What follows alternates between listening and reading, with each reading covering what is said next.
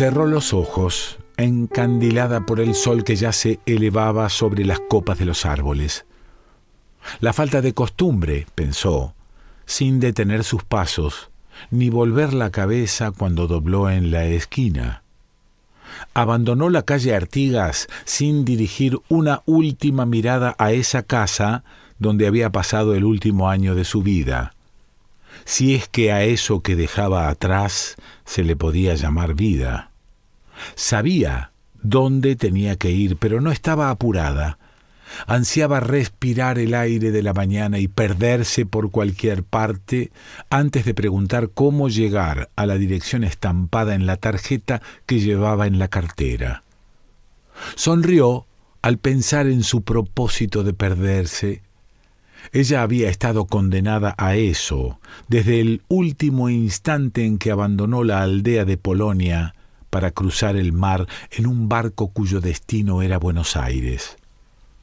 O tal vez fue antes, más precisamente el día en que Feivel Eisenstein tocó la puerta de su casa. En ese lugar, unas pocas viviendas de piedra y paja, rodeado de campos en los que trabajaban sus habitantes, igual que en muchos otros pueblos, se hablaba por lo bajo de las cosas que les pasaban a las muchachas cuyas familias escuchaban las propuestas de esos hombres que llegaban con tantas promesas.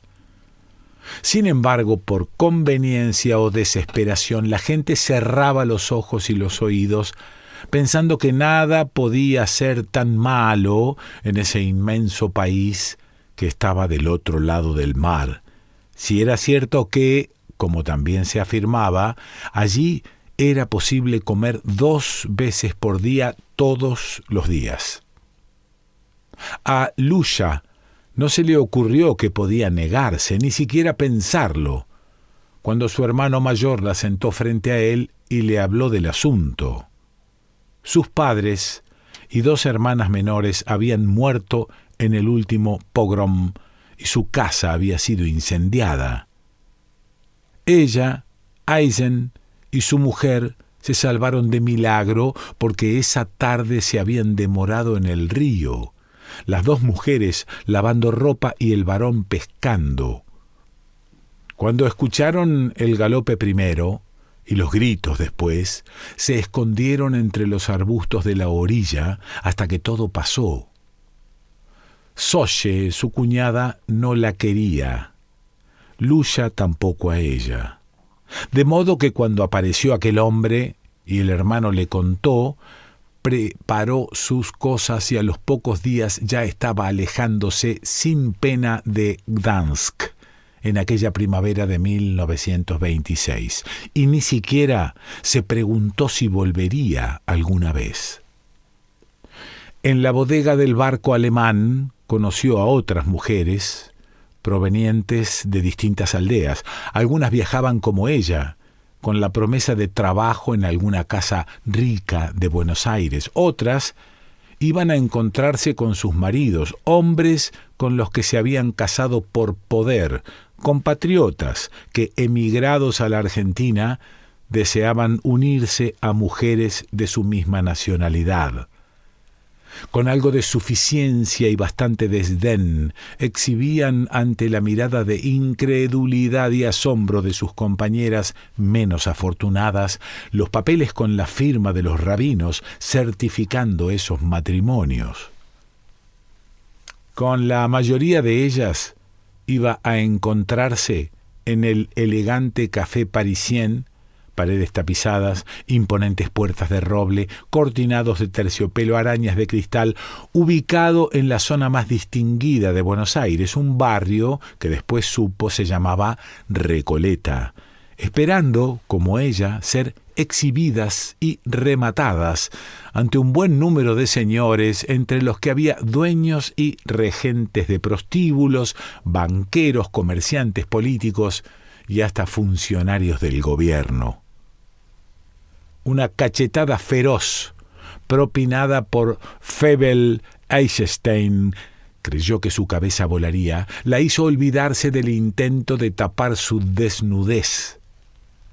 Las que se animaron a resistirse fueron sacadas de los pelos por varios hombres y obligadas a bajar una escalera que se abría en el fondo de esa antesala del gran salón.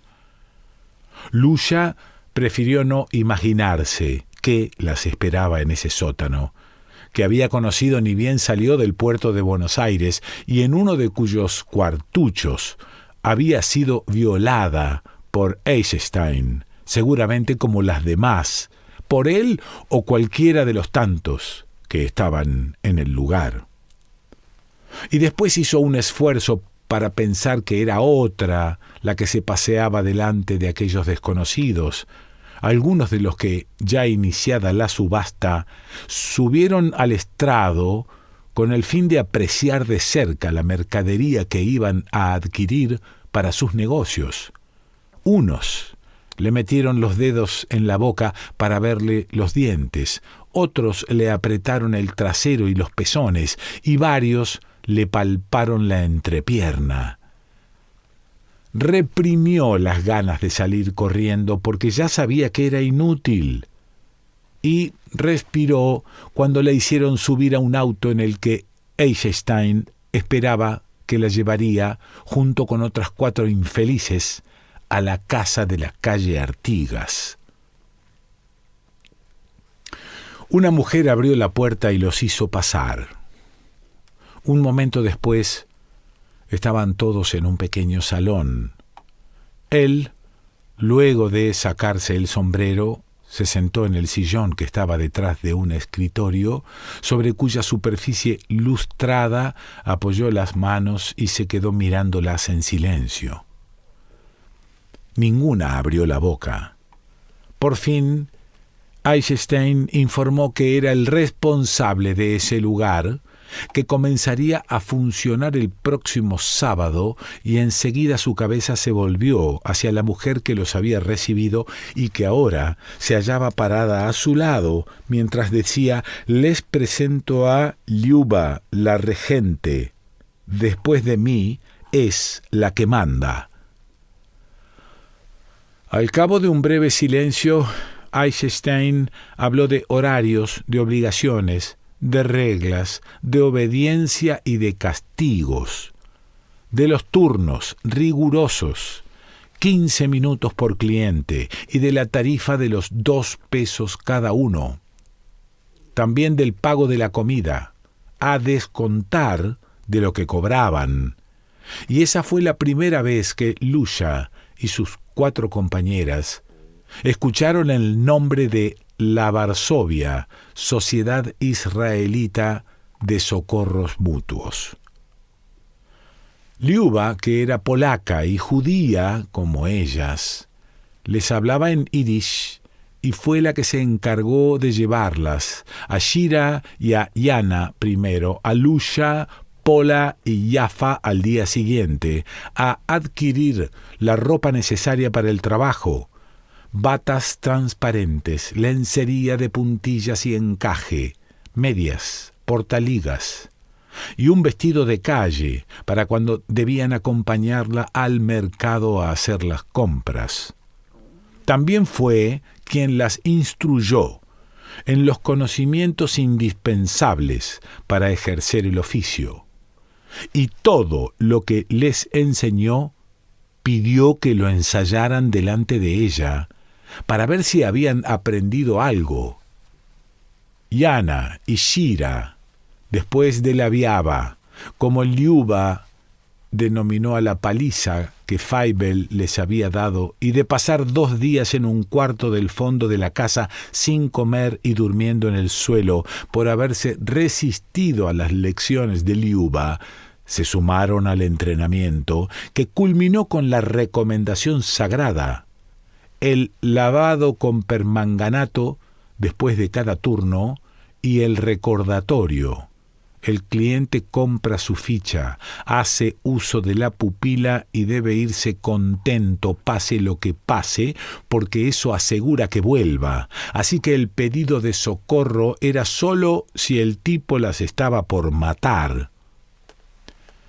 Feivel Eisenstein, cuando tuvo la oportunidad de poner su propio negocio, no había vacilado en sacar a Liuba de donde estaba trabajando, una casa en el barrio de Valvanera, para ponerla al frente del suyo, ese que estaba en Flores. Tenía 2 razones para haber tomado esa decisión. Primera, no quería que continuara acostándose con otros hombres, y segunda, porque era la única persona en la que confiaba para que le cuidara sus intereses. Cuando no quedaban clientes ni en la sala de espera ni en el patio, ellos se retiraban a cenar en la sala de espera. Ellos se retiraban en la enorme habitación del frente que le había destinado, y por lo general Fievel se quedaba a dormir. Las 5 pupilas comían en la cocina, contándose lo que habían tenido que soportar durante la interminable jornada. Salvo casos aislados, los hombres repetían sus visitas. Llegarse a la casa ya formaba parte de sus rutinas, y casi ninguno cambiaba de pupila. Así fue que, al poco tiempo, cada una tenía su clientela, y trataban de ir acostumbrándose a las distintas manías y perversiones a las que eran sometidas. A algunos les gustaba hablar, contar de los infelices que eran en sus trabajos o en sus hogares. Otros no pronunciaban palabra. Mientras unos eran considerados y hasta afectuosos, a otros les gustaba pegarles hasta hacerlas llorar antes de penetrarlas. Estaba el que prefería hacerlo por atrás o debajo o arriba, en el suelo o contra la pared, el cuidadoso que usaba condón y el que nada le importaba. Estaba el que daba las gracias y los raros, el que lloraba al terminar, el que las abrazaba y besaba como si fuesen sus novias, y el evangelista, cliente fijo de Luya, que hacía lo suyo rápido y después la sentaba junto a él en la cama para darle un sermón hasta completar su turno sobre la conveniencia de la salvación. También había varios que de vez en cuando les llevaban un regalo. La condición de esclavas les pesaba por la certeza de que no había escapatoria. La Varsovia era como una red. Tenía casas desparramadas por todo el país. Además había comprado a buen precio las voluntades de la policía, de los jueces, funcionarios, diputados, senadores. A nadie le importaban esas mujeres que habían cruzado el mar escapando de la miseria en busca de otra vida, que ya no podían volver atrás y que su futuro más cierto era, primero, una cama de hospital y después la muerte. La esperanza le llegó una noche a Luya junto con la sed que la llevó a la cocina para tomar un vaso de agua. Al cruzar el patio vio que la luz de la pieza de adelante continuaba prendida, y una curiosidad que no consiguió dominar pudo más que el miedo a ser descubierta. El tono de Fievel fue el que la alertó de que algo fuera de lo normal estaba pasando. El hombre no hacía, ni pedía cuentas, ni daba instrucciones a Liuba. La turbación y la angustia lo hacían tartamudear, pero Luya entendió perfectamente lo que dijo. La culpa fue mía, es cierto, y ellos no son los que perdonan esta clase de errores. Vamos a tener que arreglarnos solos de aquí en más. La organización ya no me protege. Pero ellas no tienen que saberlo. Es importante que sigan teniendo miedo pensando en el poder de la sociedad, ¿entendiste? Prefirió no hablar con las otras de su plan. Eran demasiadas para guardar un secreto y la regente hábil en leer hasta sus pensamientos. La ocasión precisa era el cumpleaños de Fievel la semana siguiente. Le propuso a Liuba darle la sorpresa de prepararle goulash con spätzles, naturalmente para la cena. A la mujer le pareció una gran idea y aceptó entusiasmada. Nada dirían de que era obra de Lucia. Le dejaban el mérito a ella para que quedara bien con su hombre. El día anterior al festejo, Liuba dijo que irían a hacer las compras necesarias. Entonces ella habló de la rata, que quizá no es solo una, dijo. Un ruido en las vigas desde hacía unas cuantas noches, cosa que fue confirmada por las otras chicas, a su pedido y con la promesa de que ya les daría una explicación.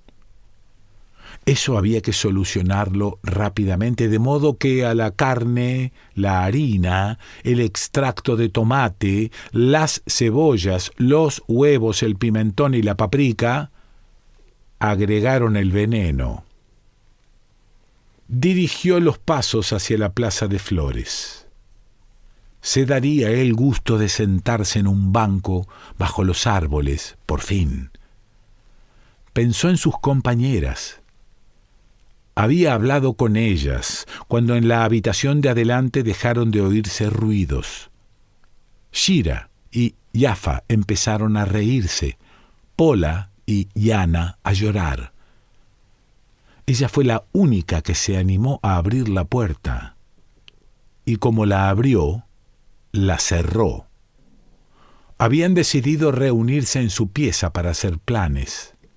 Al amanecer se irían, por separado para no despertar sospechas. Cada una buscó entre sus clientes al que tal vez pudiera ayudarla. Y cuando se despidieron en el patio, juraron que ese mismo día, al año siguiente, a las 6 de la tarde, se reencontrarían en la Plaza de Flores. Lucia se preguntó cuántas acudirían a la cita. Miró los recortes de cielo que se veían más allá del árbol debajo del que estaba sentada. En un rato se pondría en camino hacia la oficina de su cliente más fiel, un abogado que trabajaba para los ferrocarriles y no se cansaba de contarle de lo bien que le pagaban los ingleses. Seguro se iba a poner contento, porque siempre le decía: «Mira, Lucia, cuando puedas irte de este lugar, yo tengo un empleo para ofrecerte. Mi esposa es una mujer enferma y necesito a alguien para que se ocupe de la casa. Además, a mí me encanta la cocina polaca. Decime, ¿vos sabés hacer el goulash?»